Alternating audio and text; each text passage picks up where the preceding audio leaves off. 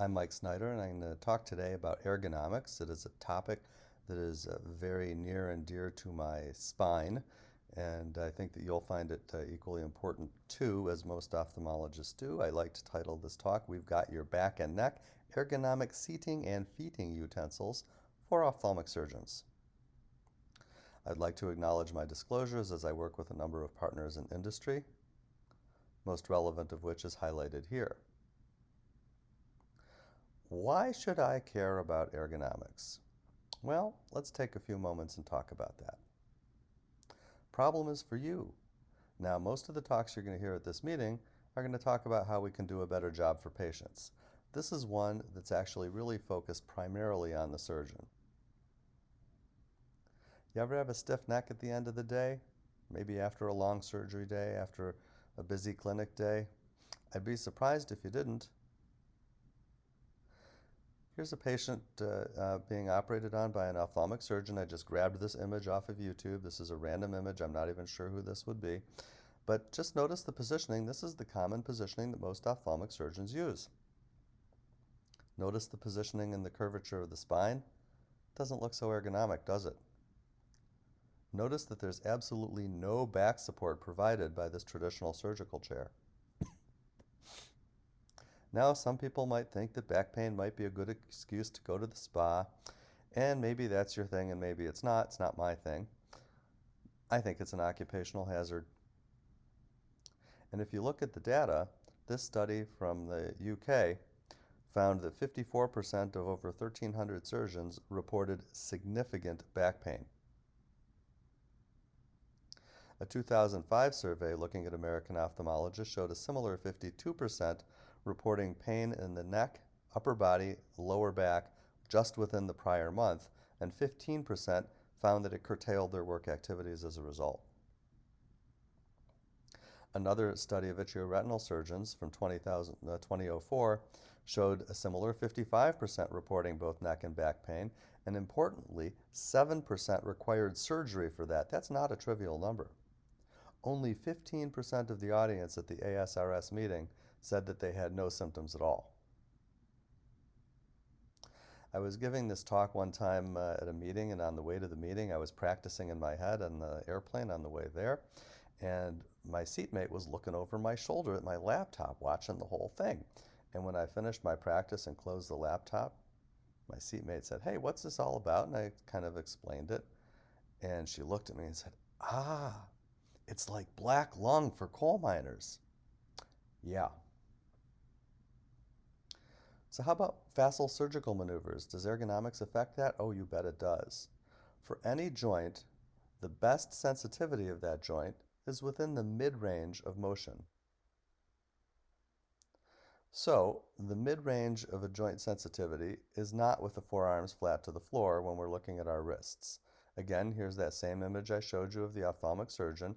Notice the forearms flat to the floor, and notice that the hands are approaching the eye from the side from a flat position.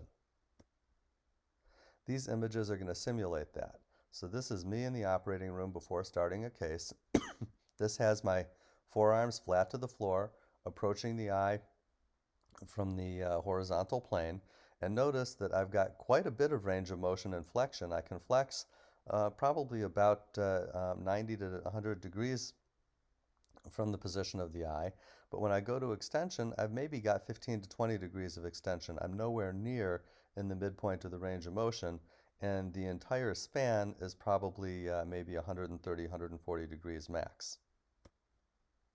Now look what happens when I just change my arm position by letting my elbows fall to my side and approaching the eye from bottom to top rather than horizontally. Okay, so this is with my wrists and shoulders down, pointing my hands upward. Okay, in flexion, I can go about 90 degrees from the positioning of the eye, and in extension, I can actually get about 100 degrees. So I've actually got quite a huge range of motion here from the top to the bottom. And notice that that's just by flexing my hands and fingers at the wrists. And I'm able to do that with the point that I'm working, the eyeball, right in the midpoint of that range of motion. So I'm going to be in the best sensitivity of my fingers and my wrists. So you might think, well, is it inevitable that I'm just going to be doomed to have issues with my back, neck, spine, and so forth? Well, no, I don't think so. What can be done? Anything? Sure. Well, one thing is seating utensils. That's what I call a chair. Okay. Currently, most surgical chairs are not designed for the purpose of an ophthalmic surgeon. And this particular chair, which was designed by ophthalmic surgeons with the help of the people over at Reliance Medical, Haag Streit, and again, I'll acknowledge that I have consulted for them, though I'm not consulting for them now. It is still within a couple-year period of time.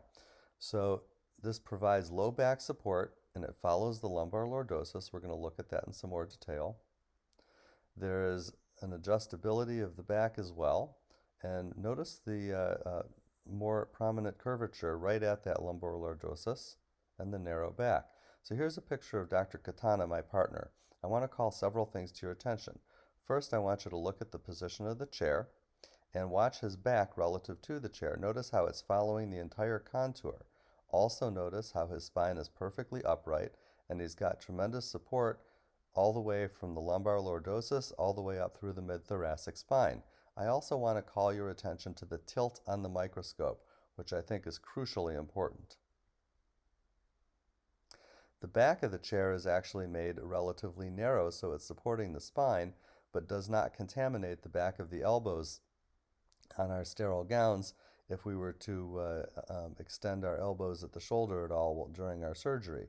As you know, of course, during phaco, we frequently have the phaco cords coming across the antecubital fossa, and the back of the elbow is not far from there. It's not too hard to imagine how one could inadvertently contaminate the cords. Notice the upright spine in this picture. This is me in that same chair, though from the opposite side, and I'm sitting temporally rather than superiorly. The chair has an adjustability in height, as all chairs do.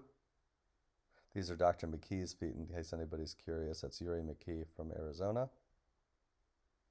And the height adjustability actually is graded with particular hash marks.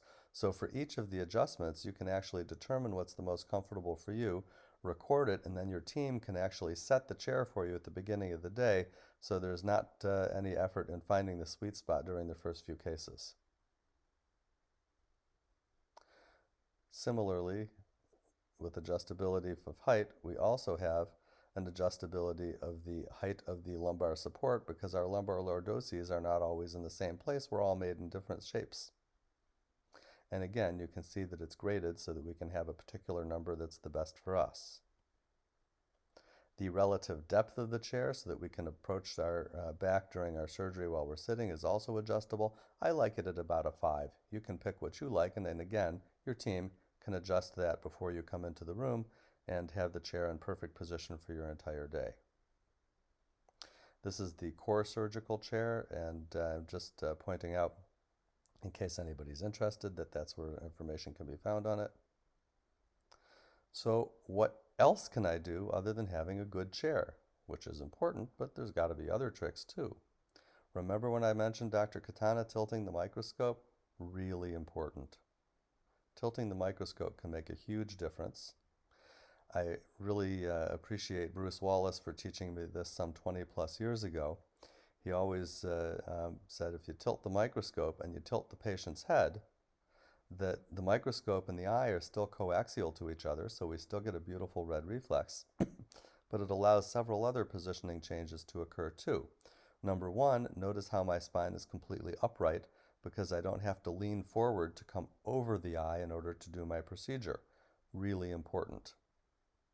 Number two, you'll notice that my elbows are dropped straight down to the side, and the position of the microscope is such that the objective lens is now on the hypotenuse of the triangle, and so the eye is actually further from the floor, leaving more room for my feet, yet with the same positioning without having to stretch too far upward at my eyes, right? I also want to call to your attention that that was an old picture where I had brown hair. Now with my gray hair, I'm still doing things the same way, and I really thank Bruce about this every day. So for surgeons working at the head, it also works, and it's particularly helpful. Again, this picture is Dr. McKee, who showed us his feet earlier. But look at this. He's working at the head, but he's got a completely upright spine. His elbows are down by his side, and his wrists are approaching the eye from below, not from the side. And the reason that we can do this is that with the surgical microscope that he's showing here, he doesn't have to lean forward because it's got a nice long optical path. This surgical microscope has that particular adjustment on it. There are others that you can get separate adjustments as needed. This serves the same purpose as the tilt. And notice that long optical path in the horizontal direction rather than just a vertical path and then leaning forward into the scope. What about 3D monitors? There may be some hope with this. Does it disconnect the microscope from the surgeon? Well, yes and no. The problem right now that we have with 3D monitors is that we still have the stack of the optical microscope in the way, and there's just a camera put on the top of the stack. So no matter where we put the monitor, we've either got to turn our head or lean our shoulders to the side in order to get around the monitor, and that doesn't seem all that ergonomic to me. How about our pedals? Is there anything to talk about there? You bet. So we're going to move from the seat to the feet, and I'm going to just show you a picture of pedals in their normal position. Notice that the pedals are flat to the floor. So my ankles are already in probably about 90% of their possible plantar flexion, and so I'm working really at the extreme of the range of motion at the ankle joint, which is not its most sensitive point, because remember, most sensitive point is within the mid-range of that range of motion. And so this is again one of those points where we can talk about how we can do a better job for our patients by taking care of ourselves. Does anybody know what this image is? Maybe it'll help if I add a little bit of a model here. This is actually the gas and brake pedals for our car at home. And you notice that they're not sitting on the floor and they're not right in front of the chair of our car. Does anybody have a brake pedal that's right in front of the seat? I don't think so. There's been billions of dollars looking at the ergonomics of foot pedals. And if we tilt our foot pedals, much like the foot pedals in the car, we're going to be able to do a better job, and we're going to be able to be more comfortable with less pressure on our lumbosacral spine. This is the first iteration of some foot pedal elevators that we developed. Here's iteration number 2 with 3 different adjustments. And then iteration number 3 here, which has not yet hit the market, but we hope that it will, that allows us to tilt the pedals in a way that we can have our ankles in the midpoint of their range of motion and not put too much stress on our back and have a more sensitive ability to actuate the pedals while we're doing our surgery. So it's really all about taking an ergonomic workstation and tying it all together. So hopefully we will be able to have more people doing this and prevent some of those numbers that are in the 55 to 80% that we showed you earlier and bring them down and improve things in the operating room. But now let's move to the clinic. This is one of my partners, Brian Coleman.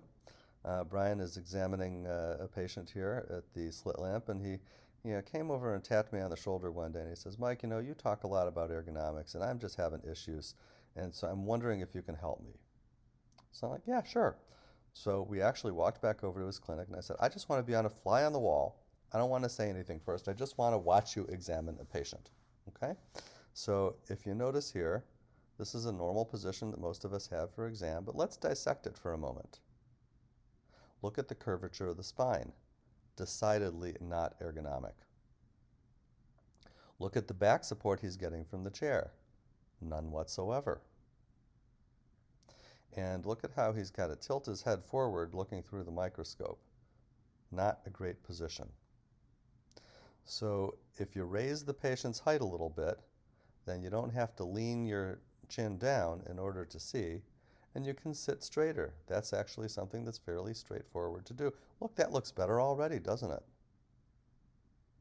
So just by tilting the oculars and raising that patient positioning, these are 2 things that we can do. And note how just from the oculars being tilted alone, adding a little bit of tilt in there, we've moved Brian from leaning forward, look at the upper back in this picture on the left, to sitting straight up and down in this picture on the right. And there are tilted oculars from multiple companies. These are the Haag-Streit ones that just shows the fixed-based oculars, and there are others that are similar from Zeiss and others. Also, you want to get closer to the slit lamp. Notice the positioning in the room. Of course, the patient's in the same position and the slit lamp's in the same position. But as Brian changed the positioning of his chair and positioning of his oculars, he's able to get closer to the slit lamp so his back isn't quite so far out. And using that picture of the light switch as a reference point, we can see how close he is now compared to what he was doing before. So what can you do to get closer to the patient? Well, we talked about the slit lamp, we talked about adjusting the patient height, but many of the chairs have these little footrests that can get in the way. And then our chair kind of bumps into that footrest. So the first thing I do every time I enter a room is I ask the patient to move their feet off of the footrest and I flip it up so that I can slide closer and not have to lean forward into the microscope. You can also raise the patient higher up so that your chair can go underneath, and that works fine for a 4'10" grandma. Doesn't work so fine for a 6'4" basketball player. So what can you do? Number one, pay attention. Think about the ergonomics. Think about how you're sitting in the office. Think about your positioning in the operating room. Number two, tilt your microscope, please. Tilt the patient's head correspondingly. Third, adjusting the patient height to your preferred height in both the clinic and the OR. The patient's only going to be in that position for a couple of minutes. You're going to be doing it for decades. 4, consider a better chair, either in the clinic or the OR, or both. 5, adjust your hand and foot positions to maximize joint sensitivity and comfort. Consider pedal elevators in the operating room, and do choose angled optic oculars for both slit lamp and operating room environments, depending on your personal anatomy. Thanks very much for your attention.